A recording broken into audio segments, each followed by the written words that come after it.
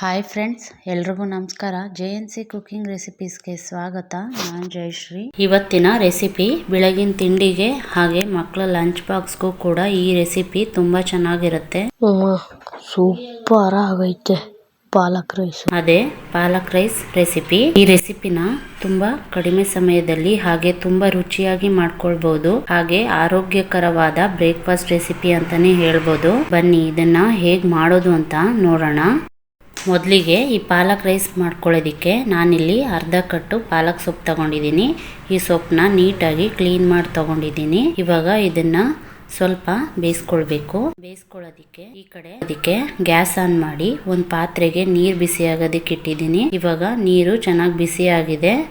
ಇವಾಗ ಇದಕ್ಕೆ ಪಾಲಕ್ ಸೊಪ್ಪು ಹಾಕೊಳ್ತಾ ಇದ್ದೀನಿ. ಪಾಲಕ್ ಸೊಪ್ಪನ್ನ ಹಾಕೊಂಡು ಈ ತರ ಉಲ್ಟಾ ಮಾಡ್ಕೊಂಡು 1 ನಿಮಿಷ ಈ ಸೊಪ್ಪನ್ನ ಬೇಯಿಸ್ಕೊಳ್ಳಿ. ಇವಾಗ ಇದು ಚೆನ್ನಾಗಿ ಬೆಂದಿದೆ.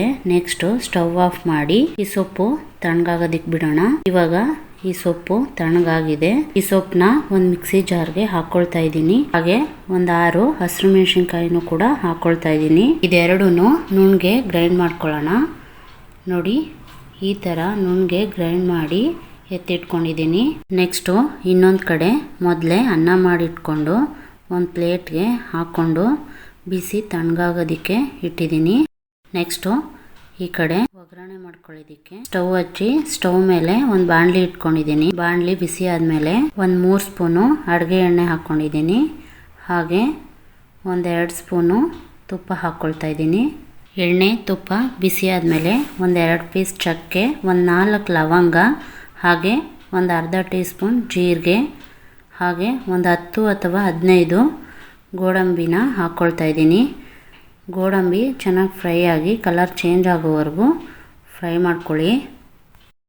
ನೋಡಿ, ಗೋಡಂಬಿ ಎಲ್ಲ ಕಲರ್ ಚೇಂಜ್ ಆಗಿ ಚೆನ್ನಾಗಿ ಫ್ರೈ ಆಗಿದೆ.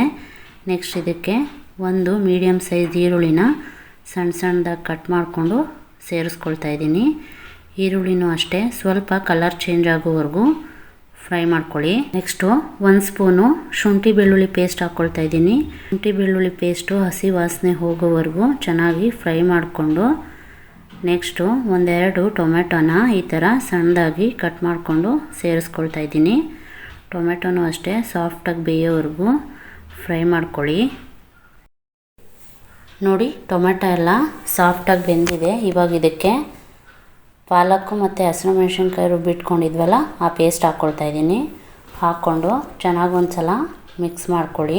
ನೆಕ್ಸ್ಟು ಒಂದು 1/4 ಟೀ ಸ್ಪೂನ್ ಅಡುಗೆ ಅರಿಶಿನ, 1 ಸ್ಪೂನು ಧನಿಯಾ ಪುಡಿ, ಒಂದು ಅರ್ಧ ಟೀ ಸ್ಪೂನ್ ಗರಂ ಮಸಾಲ, ಹಾಗೆ ರುಚಿಗೆ ತಕ್ಕಷ್ಟು ಉಪ್ಪು ಹಾಕ್ಕೊಂಡು ಒಂದು ಸಲ ಚೆನ್ನಾಗಿ ಮಿಕ್ಸ್ ಮಾಡ್ಕೊಳ್ಳಿ. ಸ್ವಲ್ಪ ಕಸೂರಿ ಮೇಥಿ ಹಾಕ್ಕೊಂಡು ಚೆನ್ನಾಗಿ ಒಂದು ಸಲ ಮಿಕ್ಸ್ ಮಾಡಿಕೊಂಡು ಈ ಮಸಾಲೆ ಎಲ್ಲ ಎಣ್ಣೆ ಬಿಟ್ಕೊಂಡು ಬೇಯೋವರೆಗೂ ಚೆನ್ನಾಗಿ ಬೇಯಿಸ್ಕೊಳ್ಳಿ. ನೋಡಿ, ಈ ಮಸಾಲೆ ಎಲ್ಲ ಚೆನ್ನಾಗಿ ಬೆಂದಿದೆ. ಇವಾಗ ಅನ್ನ ಮಾಡಿಟ್ಕೊಂಡಿದ್ನಲ್ಲ ಅದನ್ನು ಹಾಕ್ಕೊಳ್ತಾ ಇದ್ದೀನಿ. ಅನ್ನ ಹಾಕ್ಕೊಂಡು ಚೆನ್ನಾಗಿ ಒಂದು ಸಲ ಮಿಕ್ಸ್ ಮಾಡ್ಕೊಳ್ಳಿ. ಕೊನೆಯಲ್ಲಿ ನಿಮ್ಗೆ ಬೇಕು ಅನಿಸಿದರೆ ಒಂದು ಅರ್ಧ ಹೋಳು ನಿಂಬೆಹಣ್ಣ ಹಿಂಡ್ಕೊಳ್ಳಿ. ನಾನು ನಿಂಬೆಹಣ್ಣು ಹುಳಿ ಹಾಕ್ಕೊಂಡಿಲ್ಲ, ಯಾಕೆಂದರೆ ಟೊಮೆಟೊ ಸೇರಿಸ್ಕೊಂಡಿರೋದ್ರಿಂದ ನಿಂಬೆಹಣ್ಣು ಹುಳಿ ಹಾಕ್ಕೊಂಡಿಲ್ಲ. ಬೇಕು ಅಂದರೆ ಸೇರಿಸ್ಕೊಳ್ಳಿ. ನೋಡಿ, ತುಂಬ ರುಚಿಯಾದ ಹಾಗೆ ತುಂಬ ಆರೋಗ್ಯಕರವಾದ ಬ್ರೇಕ್ಫಾಸ್ಟ್ ರೆಡಿ ಆಯಿತು. ನೀವು ಈ ರೆಸಿಪಿನ ಮನೇಲಿ ಒಂದು ಸಲ ಟ್ರೈ ಮಾಡಿ. ಮಕ್ಕಳಿಗಂತೂ ತುಂಬ ಇಷ್ಟ ಆಗುತ್ತೆ. ಹಾಗೆ ಟ್ರೈ ಮಾಡಿ ಹೇಗೆ ಬಂತು ಅಂತ ಕಮೆಂಟ್ ಮಾಡಿ. ನಾನು ಮಾಡಿರೋ ಈ ಪಾಲಕ್ ರೈಸ್ ರೆಸಿಪಿ ನಿಮಗೂ ಇಷ್ಟ ಆಯಿತು ಅಂದ್ಕೊಳ್ತೀನಿ. ಇಷ್ಟ ಆದರೆ ಒಂದು ಲೈಕ್ ಮಾಡಿ. ಹಾಗೆ ನನ್ನ ಚಾನಲ್ನ ಇನ್ನೂ ಸಬ್ಸ್ಕ್ರೈಬ್ ಮಾಡ್ಕೊಳ್ದೆ ನೋಡ್ತಿದ್ರೆ ದಯವಿಟ್ಟು ಸಬ್ಸ್ಕ್ರೈಬ್ ಮಾಡ್ಕೊಂಡು ನೋಡಿ.